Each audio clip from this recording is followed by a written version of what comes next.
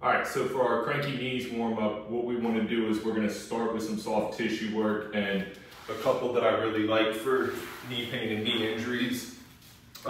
First here is a fibular smash. So for this, I'm going to take an SMR ball, or a tennis ball works great for this too, lacrosse ball. And what I'm going to do is find this point right at the back of the calf and right at the base of the thigh. And I'm going to start just by kind of pulling in here, closing that ball down. And I'm going to start by keeping my foot on the ground and just working in and out here with the foot. And then I'm going to lay it back, kind of reposition just a little bit, but we want to make sure that we're on the base of that fibular head. And then same thing, just work almost like a windshield wiper action, moving the foot in to out. We can add some circling to it there. Move the leg a little bit, different angles are going to hit different points. We'll spend about 60 seconds or so working on this. Once we come up from that, then I'm going to grab a barbell here, and for all intents and purposes, a foam roller or any other kind of myofascial tool works fine here.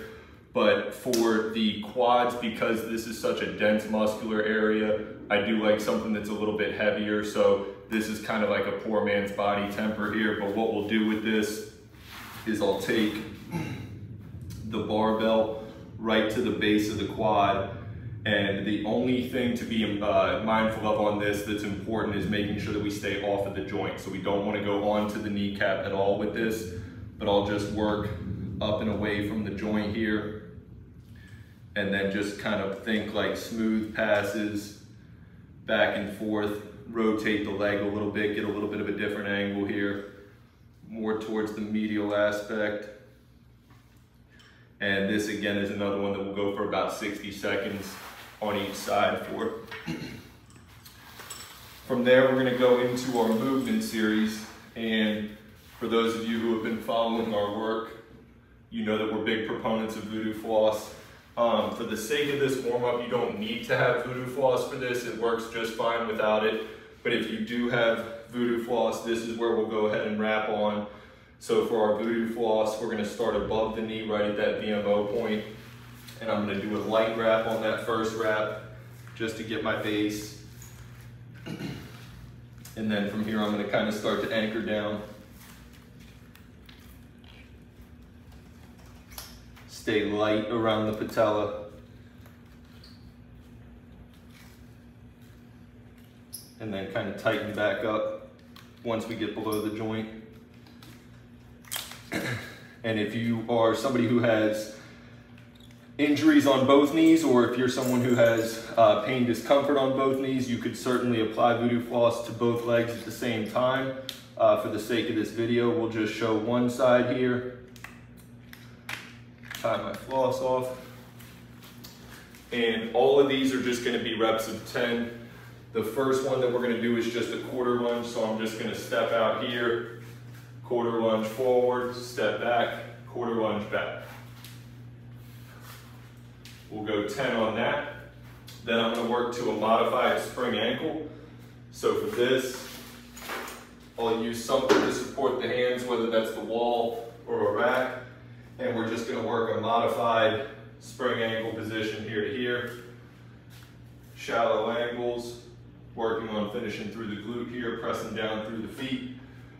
Number 3, we're going to work a crossover step up.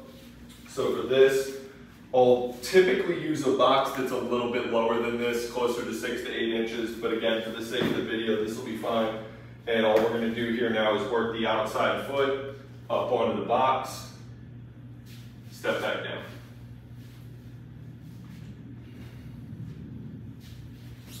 Ten reps there. Then we're going to work a deep squat with a heel raise. So for this, again, I'm going to have hand support on this.